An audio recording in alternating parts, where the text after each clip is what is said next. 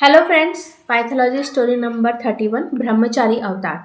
तो ये शरभ अवतार की स्टोरी के आगे कंटिन्यू होती है कि जब भगवान विष्णु नरसिंह अवतार का त्याग करके दोबारा से विष्णु भगवान के रूप में आ चुके थे, तब भगवान शिव ने भी शरभ अवतार का त्याग करके वापस से शिव रूप में आ चुके थे। और शिव ने कहा था कि अब वो एकांतवास में जाकर के तपस्या करना चाहते हैं। ऐसा कह के वो उस जगह से निकलकर सीधे पृथ्वी पर आए और हिमालय पर्वत पर आए। तो जैसे ही शिव के कदम हिमालय पर्वत पे पड़े तो हिमालय पर्वत स्वयं जो थे वो शिव के वेलकम करने के लिए, उनके दर्शन करने के लिए उनके सामने प्रकट हो गए और उन्होंने शिव को प्रणाम करके उनको अपने पर्वत पे वेलकम किया। तब शिव ने कहा कि वो इस पर्वत पर एकांतवास के लिए आए हैं और साथ ही वो तपस्या करना चाहते हैं, तो वो नहीं चाहते कि उन्हें कोई डिस्टर्ब करे। तब हिमालयनों ने कहा कि आप बिल्कुल निश्चिंत रहिए, मैं पूरा मतलब इस बात का ध्यान रखूँगा कि आपको कभी भी कोई भी डिस्टर्ब नहीं किया करे और आप एकांत में अपनी तपस्या करें। पर हिमालय ने शिव से एक प्रार्थना की कि मेरी आपसे रिक्वेस्ट है कि जब आपका एकांतवास और आपकी तपस्या पूर्ण हो जाए तो उसके बाद में भी आप मेरे पर्वतों पे ही निवास करें, ये मेरी इच्छा है। तो भगवान शिव ने उन्हें कहा कि ठीक है, मैं आपकी इच्छा ज़रूर पूरी करूँगा। अब ऐसा कह के जो शिव है वो एक बहुत ही अंदर मतलब पर्वत के बहुत ही ऐसे दुर्गम स्थान पे एक पर्वत पे जाकर के एक गुफा के अंदर जाकर के तपस्या में लीन हो गए। अब ये जो गुफा है जहाँ पर भगवान शिव एकांतवास में अपनी तपस्या में बैठ गए, इस गुफा को आज हम अमरनाथ की गुफा के नाम से जानते हैं। तो भगवान शिव ने अपनी गुफा चूज़ करके वो वहाँ पे एकांतवास में और तपस्या में लीन हो गए और हिमालय पर्वत ने उनकी मदद करने के लिए गुफा के दरवाजे को बर्फ़ से पूरा कवर कर दिया।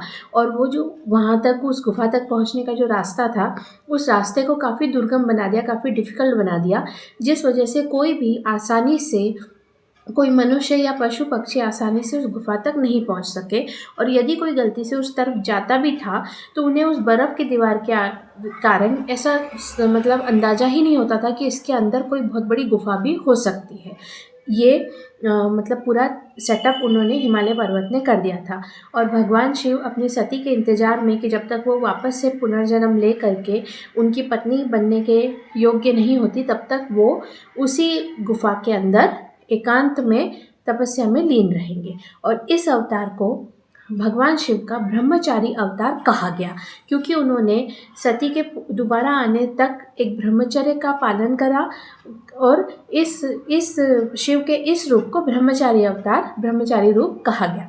अब हम हिमालय पर्वत की बात करते हैं।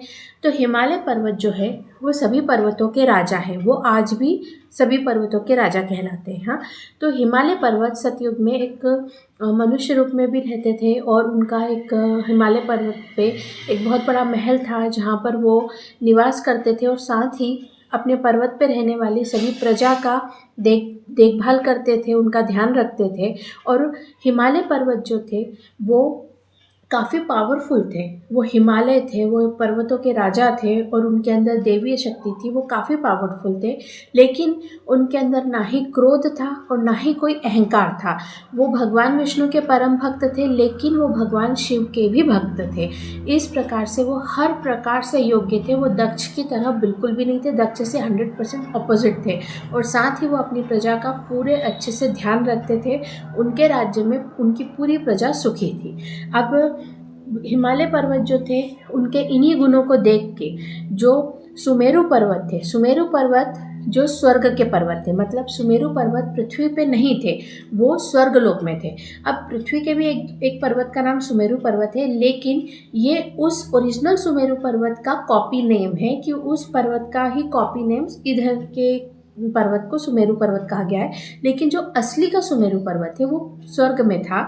और उस सुमेरु पर्वत की जो पुत्री थी मैनावती, तो सुमेरु पर्वत ने हिमालय पर्वत के इन गुणों को से इम्प्रेस होकर के अपनी बेटी मैनावती का विवाह हिमालय पर्वत से करवा दिया गया। अब जो है इस विवाह के बाद हिमालय और मैनावती को एक पुत्र प्राप्त हुआ उस पुत्र का नाम उन्होंने मैनाक रखा। और ये जो मैनाक थे ये भी पर्वत थे, लेकिन उनके साथ एक प्रॉब्लम थी। जो मैनाक पर्वत की ग्रेविटेशन फोर्स थी वो पृथ्वी के मुकाबले काफ़ी कम थी, जिस वजह से वो पृथ्वी पे एक जगह स्थायी होकर रह नहीं पाते थे, वो बार बार मूव हो जाते थे।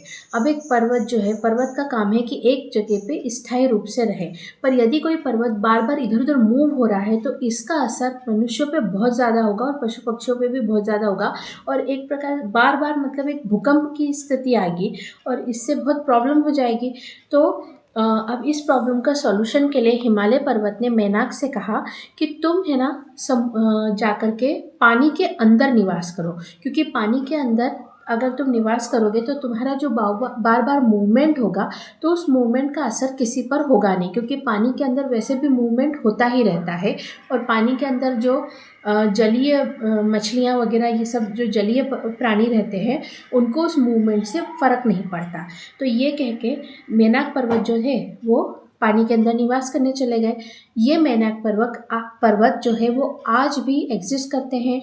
रामेश्वरम घाट के नीचे जो लंका तक जाने के बीच में जो समुद्र है वहाँ पर आज भी ये मैनाक पर्वत समुद्र के अंदर गहराई में है, आज भी एग्जिस्ट करते हैं। और जब रामायण में हनुमान सीता का पता लगाने लंका की तरफ जा रहे थे तब यही मैनाक पर्वत हनुमान की हेल्प के लिए समुद्र से ऊपर आए थे और उन्होंने ऑफर किया था कि थोड़ी देर मेरे ऊपर बैठकर तुम रिलैक्स कर लो। ये वही मैनाक पर्वत है। तो बैक टू द स्टोरी। तो अब वो मैनाक पर्वत जो थे वो पानी के अंदर जाके निवास करने लग गए, जिससे प्रॉब्लम सॉल्व हो गई। लेकिन जो मैनावती थी, अब जैसे जो माँ होती है अगर उनके बच्चे कहीं घर छोड़ के कहीं दूसरी जगह रहने चले जाते हैं तो वो थोड़ी अपसेट हो जाती है, क्योंकि उनको अपने बच्चों के साथ रहने की आदत होती है। तो वैसे ही मैनावती थोड़ी उदास हो गई थी। तो अपनी पत्नी को का मूड ठीक करने के लिए हिमालय पर्वत ने कहा कि चलो मैं तुम्हें तुम्हारे मायके लेके चलता हूँ तुम्हारे माता पिता से मिलवाने के लिए। अब मायके मतलब सुमेरु पर्वत से मिलवाने के लिए। सुमेरु पर्वत जो थे वो स्वर्ग में थे, लेकिन इस समय स्वर्ग पे तो राक्षस दैत्यों का अधिकार था और हिरण्यकश्यप का वध हुआ था। लेकिन हिरण्यकश्यप का भाई जो था वो वज्रांक आज भी स्वर्ग का राजा था। और स्वर्ग के सभी देवी देवता इस वक्त ब्रह्मलोक में निवास करते थे और सुमेरु पर्वत भी ब्रह्मलोक में चले गए थे। तो अपने पिता से मिलने के लिए मैनावती को लेकर के हिमालय पर्वत ब्रह्मलोक गए।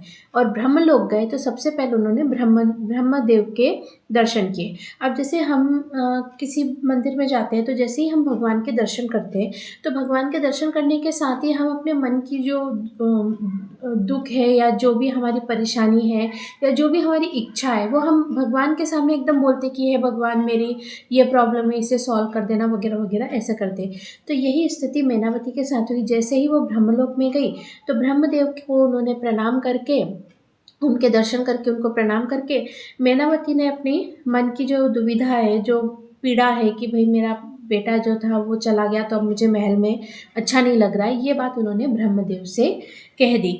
तो ब्रह्मदेव ने उन्हें बोला कि ठीक है कोई बात नहीं, मैं तुम्हें आशीर्वाद देता हूँ कि तुम्हें दूसरा पुत्र प्राप्त हो जाएगा, जिससे कि तुम्हें जो है अपने पहले पुत्र के जाने का अफसोस का दुख नहीं रहेगा। तो मैनावती ने कहा कि नहीं, इस बार मैं एक पुत्री की माता बनना चाहती हूँ, क्योंकि मेरे पास एक पुत्र और पहले से ही है। तो जैसे हम लोग बात करते हैं ना कि अरे हमारा एक बेटा हो गया, अब दूसरी बार में हमें एक बेटी हो जाए तो हमारा परिवार कंप्लीट हो जाए, तो वही बात कि भाई अब पहला मेरा एक बेटा है पर अब मुझे एक बेटी की इच्छा है। तो ब्रह्मदेव ने क्या किया, उनके कमंडल में जो गंगा थी उस गंगा को उन्होंने मैनावती के गर्भ में ट्रांसफ़र कर दी और उन्होंने कहा मैनावती और हिमालय को कि मैंने गंगा को तुम्हारी पुत्री के रूप में जन्म लेने के लिए तुम्हारे साथ भेज रहा हूँ। और उन्होंने गंगा से कहा कि तुम मेरी सबसे पहली रचना हो, सबसे पहले मैंने तुम्हारा ही निर्माण किया था और निर्माण के बाद से तुम इस कमंडल में कैद हो, मतलब तुम इस कमंडल से बाहर कभी निकली ही नहीं, इसलिए मैं तुम्हें मैनावती के गर्भ में ट्रांसफ़र कर रहा हूँ, जिससे कि तुम्हारा जन्म हो और जन्म होने के साथ में तुम्हें माता-पिता, भाई-बहन और परिवार और जो होते हैं ना कि मित्र लोगों दोस्त और सगे-संबंधियों, इन सब का अनुभव मिले, तुम्हें एक जीवन का अनुभव मिले, तुम्हें सारे रिश्तों का अनुभव मिले। इस कारण मैं तुम्हें मैनावती के साथ भेज रहा हूँ और तुम जो हो अपने जीवन को अच्छे से जियो, क्योंकि मैं नहीं चाहता कि मेरी जो पहली रचना है वो हमेशा मेरे कमंडल में कैद रहे। ऐसा आशीर्वाद दे करके उन्होंने गंगा को मैनावती और हिमालय के साथ भेज दिया। और इस बात से मैनावती भी बहुत प्रसन्न हो गई, क्योंकि अब वो एक पुत्री की माता बनने वाली थी और अपने पिता से और सभी देवी देवताओं से मिल करके वो विदा लेकर के अपने घर में, अपने महल में वापस आ गए। तो आज की ये कहानी यहीं ख़त्म करते हैं, मिलते हैं नेक्स्ट स्टोरी में। Okay bye.